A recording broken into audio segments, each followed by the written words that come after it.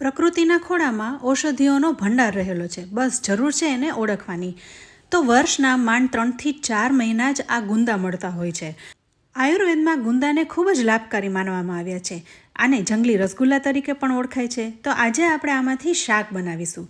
તો અહીંયા મેં 250 ગ્રામ ગુંદાને સ્વચ્છ પાણીએ ધોઈ ચોખ્ખા કરી લીધા છે.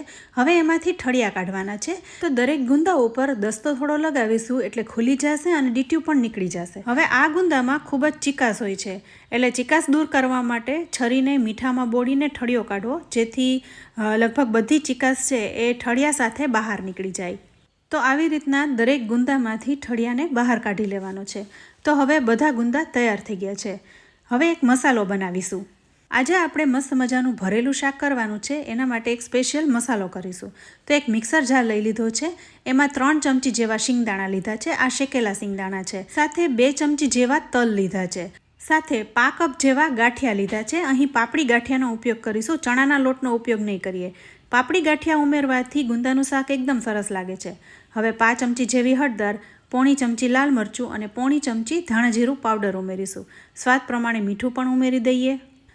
શાકમાં ખટાશ માટે કેરીનો ઉપયોગ કરીશું. તો 1 ચમચી કેરીને ઝીણી ખમણી ઉમેરી દીધી છે. સાથે 4 મોટી કળી લસણ લઈ લીધી છે. હવે 1.5 ચમચી જેવો ગોળ લીધો છે. અહીંયા તમે લસણ ના ખાતા હોય તો સ્કીપ કરી શકાય, પણ લસણ નાખશો તો એકદમ ટેસ્ટી લાગે છે. હવે આ બધું જ મિક્સરમાં ગ્રાઇન્ડ કરી લેવાનું છે. તો તમે જોઈ શકો છો એકદમ સરસ ભૂકો થઈ ગયો છે. તો આ મસાલાને એક બાઉલમાં કાઢી લઈએ. હવે શાકમાં સરસ સુગંધ આવે એ માટે થોડી કોથમીર પણ ઉમેરીશું અને 5 ચમચી જેવો ગરમ મસાલો ઉમેરીશું. અહીં હું કિચન કિંગનો ગરમ મસાલો ઉમેરી રહી છું. હવે મસાલો છૂટો છૂટો રહે, ભેગો જામી ન જાય એ માટે 2 ચમચી જેવું તેલ ઉમેરીશું. ગાંઠિયા ઉમેરેલા છે એટલે એમાંય તેલનું પ્રમાણ તો રહેલું જ છે, પણ 2 ચમચી જેવું ઉમેરી મિક્સ કરી લઈએ. તમે ચણાના લોટનો મસાલો કરો અથવા તો આવી રીતના શિંગદાણા કે તલ ગાંઠિયાનો મસાલો કરો તો એમાં તેલ છે એ સરખી માત્રામાં ઉમેરવાનું, જેથી મસાલો ભરીને ગુંદા બાફીએ તો ગુંદા સોફ્ટ જ લાગે. ક્યારેક મસાલામાં તેલ ઓછું હોય તો જ્યારે ગુંદા બાફો તો મસાલો અંદર જામી જતો હોય છે, એટલે કે લોટ અંદર જામી જતો હોય છે, તો ગુંદા ખાવામાં કઠણ લાગે છે. એટલે એવું ન થાય, એટલે મસાલામાં પ્રોપર માત્રામાં તેલ ઉમેરવાનું. હવે આ તૈયાર કરેલો મસાલો દરેક ગુંદામાં ભરી દેવાનો છે. તમે દાબીને ભરશો ને તોય ગુંદા બફાતા સોફ્ટ જ રહેશે. હવે બધા ગુંદા તૈયાર થઈ ગયા છે અને આટલો મસાલો પણ વધ્યો છે. તો હવે આ ગુંદાને બાફી લઈએ. તો હું કુકરમાં જ બાફી રહી છું.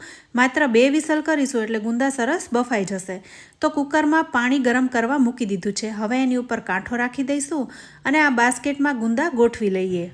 ગુંદા ભરતા બાકી રહેલો મસાલો છે એ પણ સાથે ઉપર મૂકી દઈશું, એટલે એ પણ સરસ રીતના બફાઈ જાય. હવે કુકરનું ઢાંકણ બંધ કરીને માત્ર 2 વિસલ જ કરીશું, જેથી ગુંદા ઓવરકુક પણ નહીં થાય અને સરસ રીતના બફાઈ જશે. અહીં તમે જોઈ શકો છો ગુંદા છે એ બફાઈ ગયા છે. તો હવે આ બાસ્કેટને બહાર કાઢી લઈએ અને બિલકુલ ઠરવા દઈશું. ગુંદા ઠરી જાય પછી જ એને વઘારીશું. સાથે અહીં ચેક પણ કરી લઈએ તો ગુંદા અહીં ચડી ગયા છે.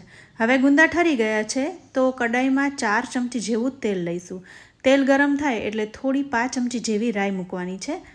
રાઈ સતળાઈ જાય ત્યારબાદ થોડું એવું જીરું મૂકીશું. હવે 2 સૂકા લાલ મરચાં મૂકીશું. સાથે થોડી હિંગ પણ મૂકીશું.